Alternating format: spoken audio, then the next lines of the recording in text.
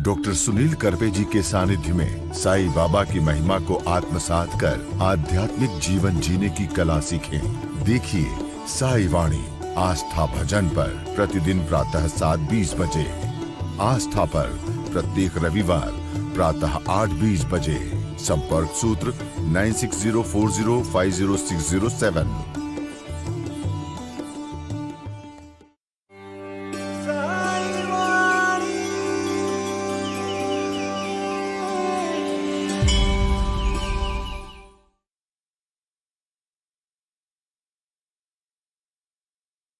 साईं तेरे चरणों में कोटि प्रणाम। साईं तेरे चरणों में कोटि प्रणाम। साईं तेरे चरणों में कोटि प्रणाम। साईं तेरे चरणों में कोटि प्रणाम। शरण में ले लो साईं प्रभो। शरण में ले लो साईं प्रभो। शरण में ले लो साईं प्रभो। शरण में ले लो साईं प्रभो।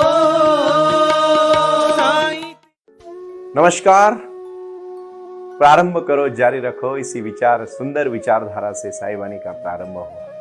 लगातार 7 महीने से साई वाणी करते हुए मुझे इतना खुशी का एक अनमोल ऐसा अनुभव आता है कि मैं आपके साथ कितनी बार मैं साझा करूं।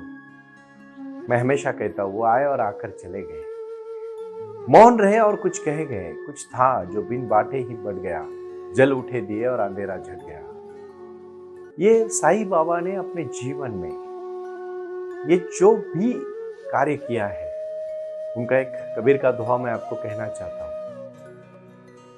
साई इतना दीजिए, साई इतना दीजिए कि मैं ना भूखा रहूं, ना मेरे घर से कोई साधु भूखा रहे या जाए। ये भगवान की वाणी है। ये साई वाणी जीवन में क्रांति करने के लिए है।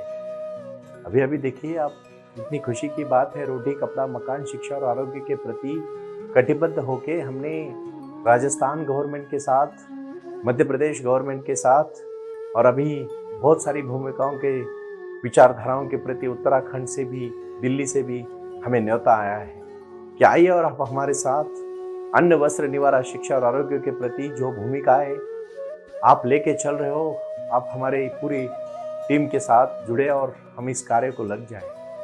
मैं इतना बड़ा तो नहीं हूं कि मैं किसी राज्य के लिए सहयोग करूंगा, लेकिन मैं लोगों को सहयोग करना चाहता हूं, क्योंकि ये बात बहुत महत्वपूर्ण बात है। ये बात इतनी समझदारी वाली बात है कि अगर हम दुनिया को बदलना चाहते हैं तो हम पहले खुद बदले और फिर दुनिया ऑटोमेटिकली अपने को बदलेगी, क्योंकि हमारे से ही शुरुआत होने के बाद ही जीवन हम आगे जी सकते हैं, उस कार्य को पा सकते हैं और उस लक्ष्य को हम पहुंच सकते हैं जिसका हमें बहुत बेहतरीन से बेहतरीन दुनिया बनाने के लिए हम कटिबद्ध होते हैं। कुछ खैर गुजरने के लिए मौसम नहीं मन चाहिए, साधन तो जुट जाएंगे, संकल्प का धन चाहिए। और ये संकल्प का धन और दृढ़ता लेके हमने साई आंगन को प्रारंभ किया। लगभग बाबा की मूर्ति पूरी बन चुकी है। 65 फुट की भारत की सबसे बड़ी मूर्ति का निर्माण हमने किया और बाबा ने आशीर्वाद दिया और ये कार्य हमसे पूरा हुआ। वहाँ मेडिटेशन सेंटर बन रहा है, आयुर्वेदिक हॉस्पिटल बन रहा है। अभी अभी हमारे आयुर्वेदिक की सब ट्रीटमेंट शुरू हो चुकी है। डॉक्टर दीक्षा के साथ हमने टाइप किया और दीक्षा जी अभी पूरी तरह से आयुर्वेदा में पढ़ाई करके इस कार्य को आगे लेकर जाना चाहती है। ये बात हमें बहुत बड़ी खुशी है। एमडी आयुर्वेदा करने के बाद हमने जो भी प्रयासों के साथ जो आयुर्वेदा का ये कार्य हमने शुरू किया, इसमें लोगों के जीवन में बदलाव लाना हमारा लक्ष्य है। भाई और बहनों, साई वाणी प्रारंभ करो जारी रखो, ये नारा लगा के हम सीने से लगा के हम चल रहे हैं। अगर आप नजदीक से देखेंगे तो मैं कहूंगा बालाजी जी को कि आप इस हमारे जो लेवल, जो बिल्ला हम हर दिन घर से बाहर निकलने के बाद सीना चौड़ा करके जब हम हमारे कोट को या शर्ट को जब हम लगाएंगे तो बाबा का आशीर्वाद हमें मिल जाएगा। अरे बाबा का आशीर्वाद बहुत बड़ी चीज, बहुत महत्वपूर्ण चीज। इस विचारधारा के प्रति साईवाणी trust.org शुरू हुई।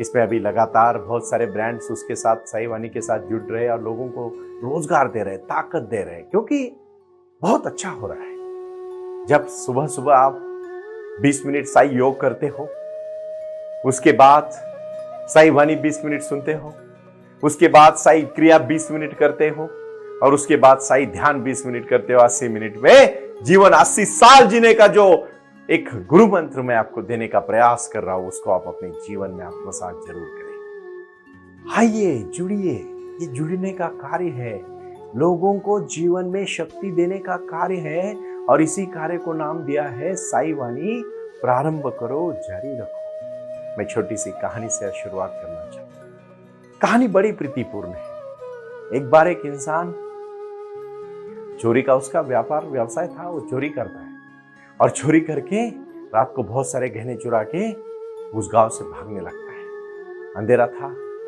बहुत अंधेरा था। जब चल रहा था तो थोड़ा भागते भागते बाहर आया, ऊपर उसको चांद की रोशनी दिखी। जैसे ही चांद की रोशनी उसको दिखने लगी तो वो जोर जोर से दौड़ने लगा, लेकिन उसको एक महसूस होने लगा कि उसके पीछे से कोई आ रहा है।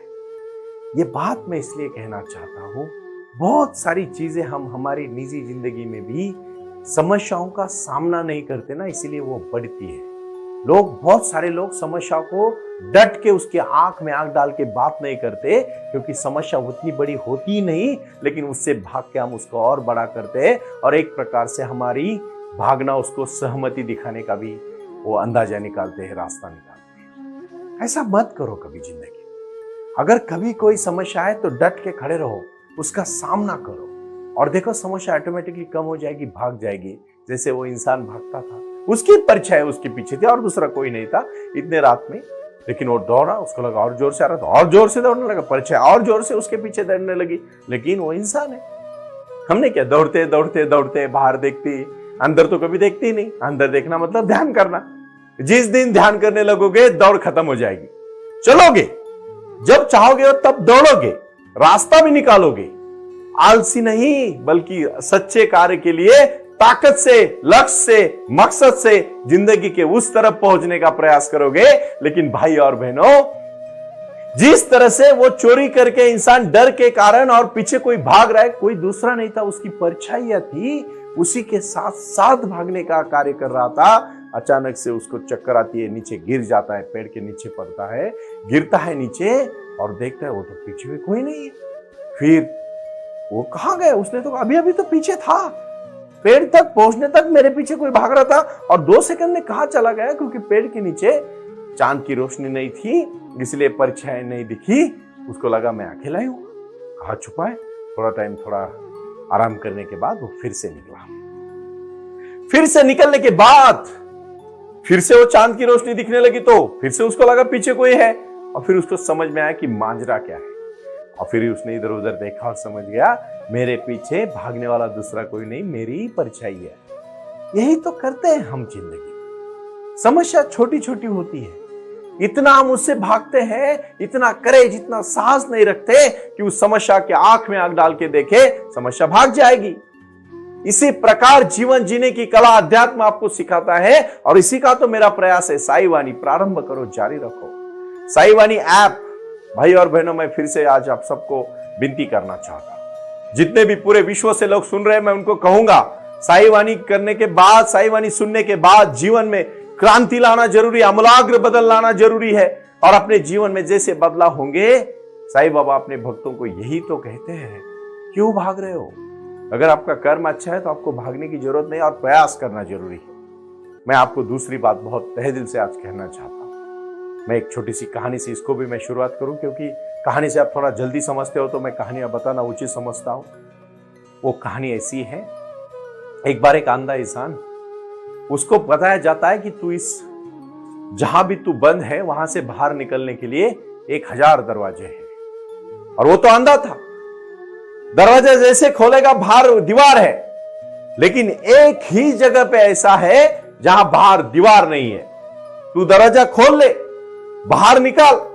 999 बार, 909 टाइम्स, वो 99 टाइम्स दरवाजा खोलता है, बाहर दीवार को धड़क जाता है, वापस आता है। ऐसे लगातार करते रहता है, लेकिन बाद में थक जाता है और एक ही बार वो सोचता है कि अभी चलो कोई बात नहीं, दरवाजा तो खोला है, बाहर तो दीवारी होगी, फिर से टकराऊंगा, फिर से लहूलुहान हो जाऊंगा, फिर से खून आएगा। क्यों ना ऐसा करे कि वापस दरवाजा लगाए और दूसरा दरवाजा देखे, और उसी समय वो खुला दरवाजा वहां निकल गया। फिर से 999 चक्कर उसको लगाने की उसने प्रयास शुरू किया। लेकिन सही मौके पे यही तो करते हैं हम। कुछ लोगों को मिलते हैं, किसी लोगों के पुराने हमारे अनुभव बुरे होते हैं, उसी को हम मद्देनजर रखते, मन में हम हमारे विचार को उसी प्रकार हम उसके साथ व्यवहार करते कि जो पिछला हमारा बुरा अनुभव हो, और नए अवसर को हम खो देते हैं। और बहुत सारे लोग अपनी जिंदगी में, निजी जीवन में भी यही कर रहे हैं कि लोगों के साथ किस तरह से व्यवहार करना चाहिए और नए अवसरों को देखने का वो काम ही नहीं कर रहे।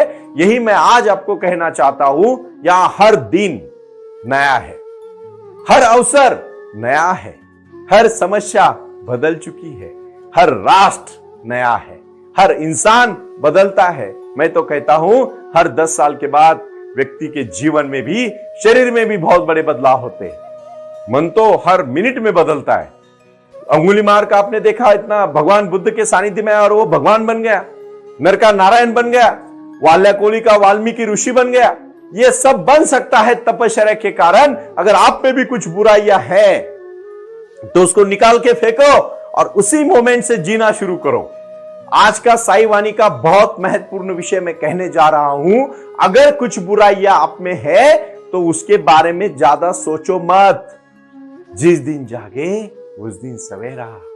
इसीलिए भगवान कृष्ण ने भगवत गीता में कहा है, यत्र योगेश्वरो कृष्णो यत्र पार्थो धनुर्धर तत्र श्रीर विजयो भूतिर ध्रुवा नीतिर मतिर मम। क्रोधात भवति सम्मोह सम्मोहात स्मृतिभ्रंश स्मृतिभ्रंशात बुद्धिनाशो बुद्धिनाशात प्रणश्यति। ऐसी कुछ चीजें हैं। अपने जीवन का जो युद्ध है, जब भी कुरुक्षेत्र में भाई और बहनों आपको लड़ना है, अपने युद्ध को आपको लड़ना है। धर्म क्षेत्रे कुरुक्षेत्रे समवेताः युत्स्वा मामका पांडवा क्षैव किम कुर्वत संजय। अपने धर्म के, अपने जीवन के युद्ध में अपने को ही लड़ना है, कोई दूसरा लड़ने नहीं आएगा। लेकिन कुछ चंद चीजों को साथ में लेके चलोगे। जैसे सबसे पहला विचार, मन, दृढ़ निश्चय के साथ चलो। भगवान कृष्ण ने अर्जुन को कहा, अर्जुन तुझे लड़ना पड़ेगा। और अर्जुन ने कहा, मेरे ही लोगों के साथ मैं क्यों लड़ूं भगवान। उन्होंने कहा, ये बात आप ठीक से सुनिए। क्या कहा भगवान कृष्ण ने अर्जुन को, ये बात आप समझिए। यदि तू युद्ध के लिए लड़ा और युद्ध में मर जाएगा तो स्वर्ग में जाएगा, और युद्ध में जीत जाएगा तो तेरी जीत होगी। तुझे दृढ़ निश्चय करके अर्जुन लड़ना पड़ेगा। हर एक भाई बहन को, नौजवान को, व्यापारी को, विद्यार्थी को, मित्र को, हर एक अच्छी जिंदगी जीने वाले साईं भक्त को मैं एक आशीर्वाद आपका बाबा का देना चाहता हूं। उठो और कुछ बेसिक चीजों को मद्देनजर रखते हुए, कुछ एथिक्स के साथ अपने जीवन को जीने की कला सीखो। और ये जीवन जीने की कला बड़ी नहीं है, मुश्किल बिल्कुल नहीं है। अध्यात्म आपसे जुड़ेगा भाई और बहनों, और आपके जीवन में क्रांति लाएगा। लेकिन साई वाणी, साई ध्यान, साई क्रिया, साई योग, मेडिटेशन करना पड़ेगा। करने के बगैर नहीं होगा। अगर जिंदगी जीनी है तो करना पड़ेगा। मौत कुछ नहीं करती, फिर रिलैक्स रहो। अगर मरना है तो फिर कुछ मत करो, लेकिन जीना है तो फिर तपश्चर्या करो। और मेहनत रंग लाती है। जो भी इंसान जितने ज्यादा बीमार हुए हैं, उनको काम, विचार आदमी को मारता है। जो काम में जुड़ा रहता है ना, वो देखो उसका उम्र भी बड़ा है। 80%, 50%, 60% लोग अच्छे हैं, लेकिन मैं उन 60%, 40%, 50% के लिए बोल रहा हूं जो कुछ करना चाहते हैं लेकिन कर नहीं पा रहे। आप कभी यह मत समझिएगा कि मैं आपको डोमिनेट करने के लिए या कम दिखाने के लिए कुछ आपके ऊपर आरोप करता हूं।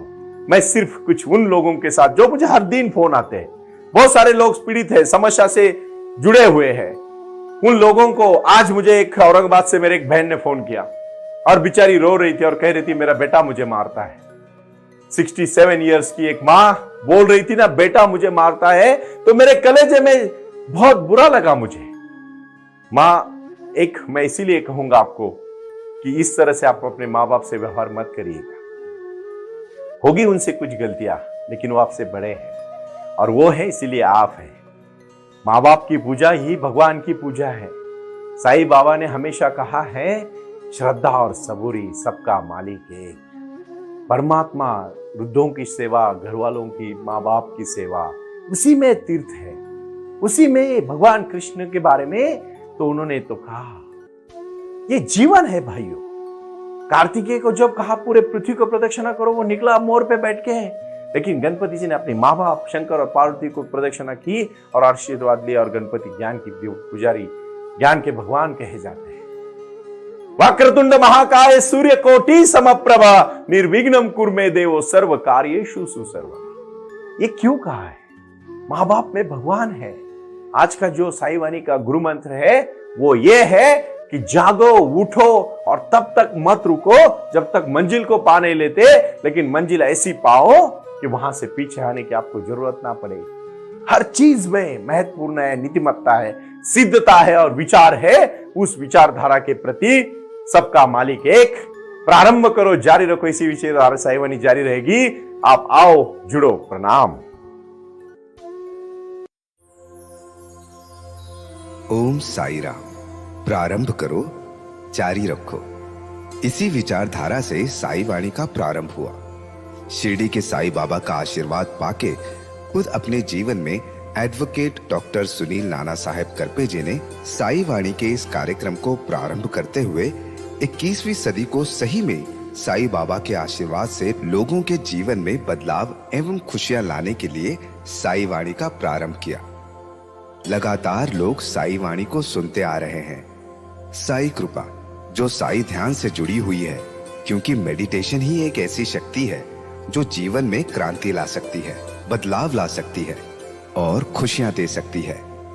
लेकिन उसके लिए प्राणायाम बहुत महत्वपूर्ण है और अपने संकल्प के प्रति अडिग रहकर उन्होंने प्राणायाम की श्रृंखला को अपनी शक्ति से जोड़ा और उसको साई क्रिया के माध्यम से साई ध्यान के प्रति वो लगातार लेके चले गए।